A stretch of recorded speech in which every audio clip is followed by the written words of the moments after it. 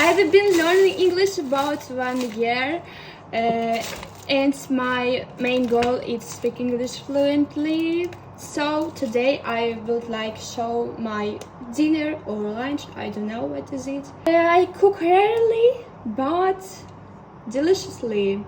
We'll see. We take a tomato, we take a tuna, we take a salad, we take a greens. And everything is cut. Put on the plate and opening a tuna. Only one half. Put tuna on a plate. Only one half. Take flax seeds and take seeds here.